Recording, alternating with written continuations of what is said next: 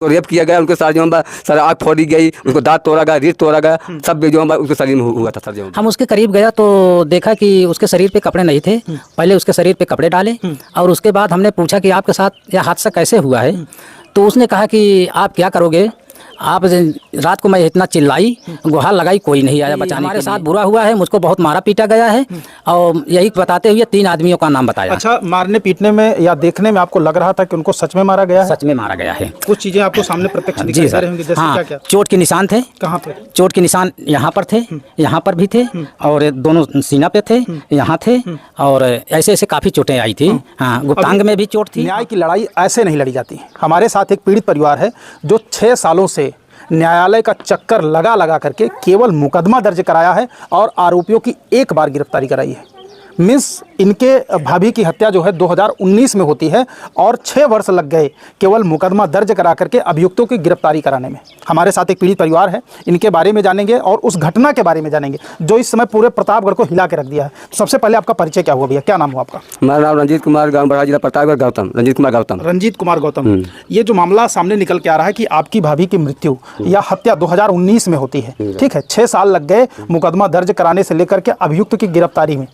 तो इसके बारे में बताइए कि 6 साल कैसे लग गए। पहले तो घटना के बारे में जान लें, क्योंकि घटना सबसे इंपॉर्टेंट है कि घटना कैसे हुई।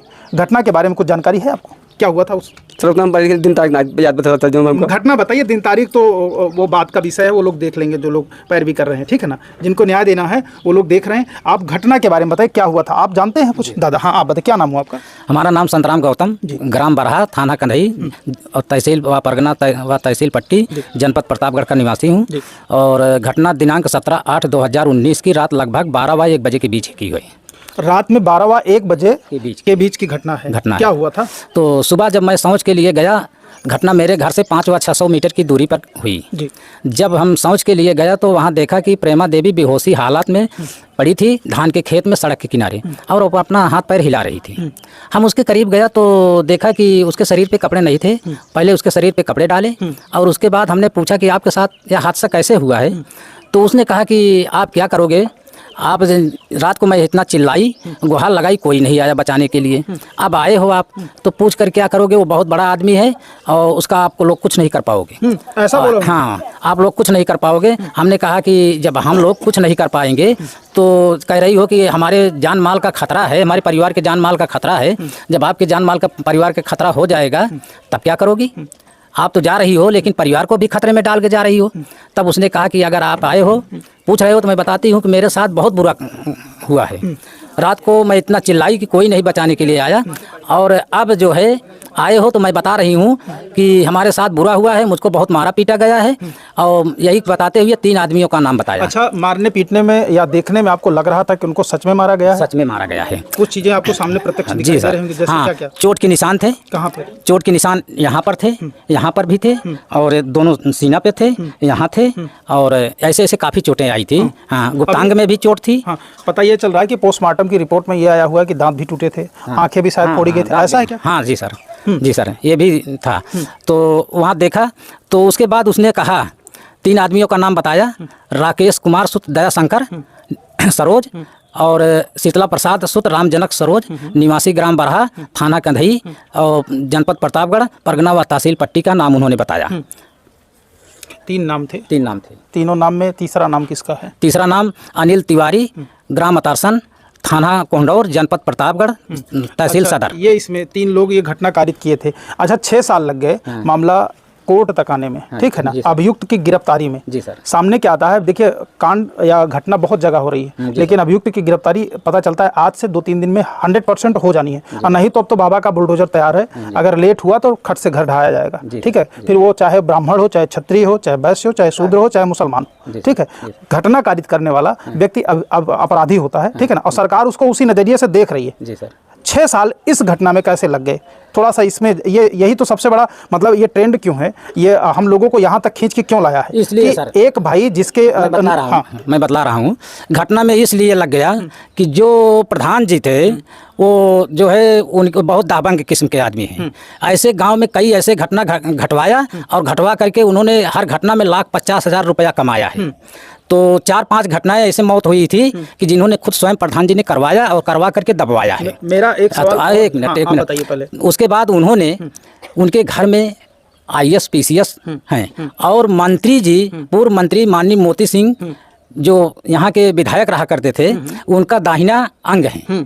उनके सहयोग से, और मोती सिंह जी का दाहिना अंग माननीय राजनाथ सिंह जी हैं जो रक्षा मंत्री हैं, उन्हीं के सहयोग से इतना दिन इस घटना में लग गया, क्योंकि जो अनिल तिवारी था वो भी मोती सिंह का दाहिना अंग है, इसीलिए दबाव में इतना दिन घटना में लग गया। अच्छा, इसीलिए वो माता जी कह रही थी कि वो बड़े बड़े लोग हैं, आप उनका कुछ नहीं कर पाएंगे। इतना कारित करने की वजह क्या थी? उनको मारने की कौन सी वजह हो गई? उनको मारने की वजह यह थी कि उसका जमीन ले लिया, लिखवा लिया गया इंजेक्शन लगवा करके, और उसका जो है पैसा निकाल लिया गया बैंक से, और जो पैसा मिला जमा कराने के बहाने उसको भी ले लिया गया। और जब उसके होश आई तो अपना पैसा मांगने लगी और जमीन की में जाने लगी और थाना पुलिस की धमकी देने लगी। तो उस साक्ष्य को छिपाने के लिए उसको जान से मार दिया गया कि ताकि ये मर जाएगी तो दूध का दूध हो जाएगा, पानी के पानी हो जाएगा, हम लोग बच जाएंगे।